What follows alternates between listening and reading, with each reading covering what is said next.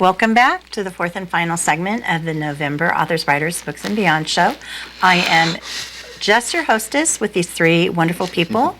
My name is Kathy, and I am going to take it to Gwen, and I'm hoping Gwen and John can share some publicity marketing as you get kind of through your. Gwen is here to share with you marketing in addition to her writing. So take it away, Gwenny. Just have at it. So I haven't marketed my book yet because it hasn't been finished yet. And I don't have any clients who are authors. What I do, But will you take author clients? Oh, I'll take anybody. Okay. Most of my clients are small local businesses and nonprofit organizations. And I actually don't charge very much money because this is my way of giving back to the community. Eddie and I don't have a very large income. So we try to give back to the community by being involved in the community. So if you may find you get a sudden influx of authors now. Yeah, well, that's the way it goes. Yeah. But we were talking earlier about the purpose of marketing. Really good marketing is establishing relationships with your clients. Now, as an author, I don't think you can make a relationship, establish a relationship with every single reader. But if you have your core group of people, you still need to target who your core group of people you're going to market to is going to be your target audience. Your target audience, and market to them. And with social media, the important thing is to engage them in conversations because people do business with people who they know, like, and trust. Yes. And if they develop a relationship with the author, then all of a sudden that book becomes more real and it's more special because it's like, oh, I know the author. Yay. So that's very. They want to know us. Yes, they do. Well, that's true. And when I did this Takacs, I did this national tour. I mean, I was all across the country. I was here. I actually started here at this TV station. It was my first one. It was. And there was 30 after this all over the country. And radio stations, I was on in New York City, which is really cool, in there.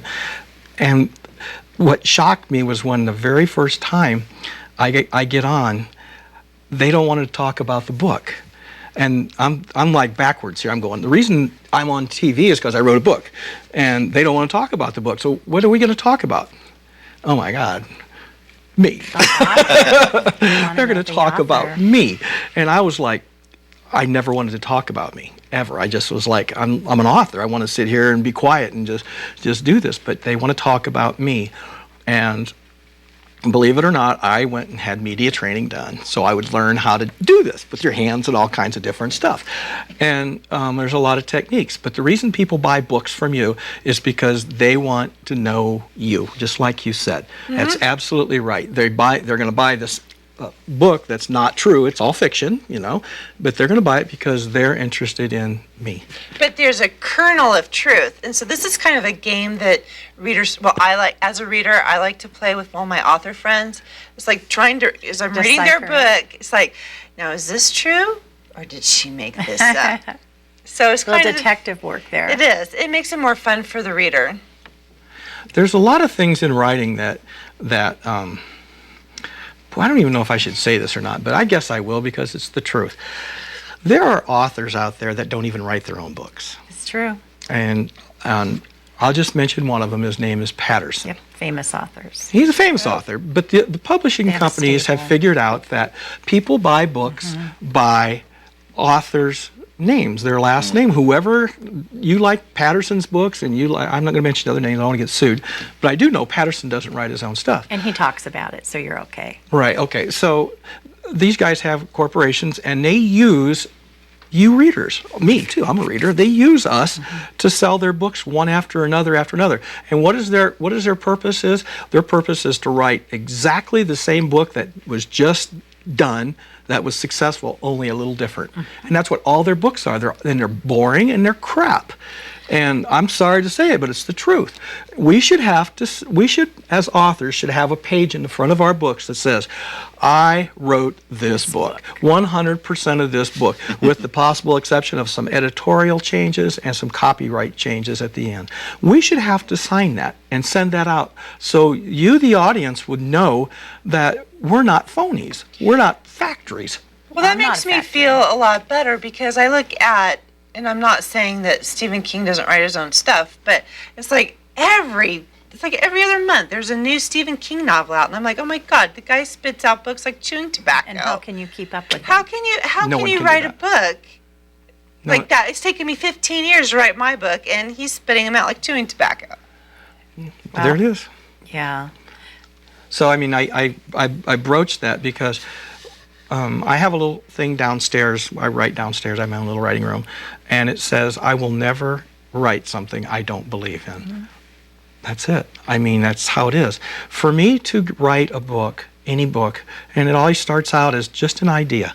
I mean, usually I have an idea, and for some odd reason, I see an ending. Mm-hmm. And now, that's all I have. I have an idea with an ending, and now I say, well, I think about it for a while, and I just look at that blank screen with nothing on it, not one word on it, So intimidating. and go, Here I go.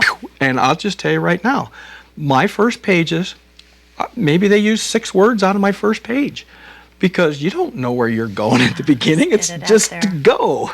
And if I could say to anything, and Kathy and I were just talking about it a minute ago, writing your first draft is like throwing up. You just gotta That was get it John's out take. of you. That was my Yeah. take. Agreed. You just got to is get it true. out. You can't judge it, because what you write in the very first part of your book might not ever make it in your book In the final draft. at all. So, how many drafts, Gwen? Because I read yours and I know it's changed. Oh, I just keep editing it Mm-hmm. on and on. So, you haven't gone with another critique group or just even a crit partner? Because that's someone I would. No, credit. I've been consulting with other, well, I shouldn't say consulting, but I had lunch one time with Catherine Burr, and she was very insightful. Another author. She was fabulous. She's the author. and Author/publisher. Uh-huh. And she gave me so much good advice. Yeah, I work with Sarah's in our group, and I actually this year, for the first time, have been giving out first drafts of the 4th novel. And what I'm getting from them, we have a format, tone, sense of place. Does this chapter move the novel? They are giving me is whether what I'm trying to get across that came out in that chapter, is it there or not? And then I'm writing the next chapter before I even get that back. But it helps to get that input, don't you think? It definitely helps to get that impact. But I wanted to, if I could go back to the Sure. marketing aspect. One thing that I noticed with social media and my friends who are authors, they need to learn that you need to post what people want to read. And they're not always interested in posting what you want to post. So you need to learn to know your readers and find out what things get the most engagement, the most likes, the most comments, the most shares, and actually engage with your audience and think about what do they want to read? What makes them excited? Dogs. I'm just They love saying. dogs. They love dogs and Every cats. dog story is good. Yes, sir. I yeah. post dogs on my. I don't own a dog. You don't? But no, I do not have a dog. But anytime I have a friend who has a dog, that dog always gets on my Facebook page. And they're because cute. I'm sorry, folks. people love dogs. How They can do. you not love sweet puppies? And But- brown puppies, too. But when you only spend 4 days a month at home, dogs have to be self-sustaining. Yeah. Well, that was when he was active duty. He was only home But for not 4 days a now. month. You guys get a dog now. Well, no, because we're still gone. We're still gone. Oh, I was going to say, there's one named Harlow at the local pound. She became available today. All of our pets have to be stuffed.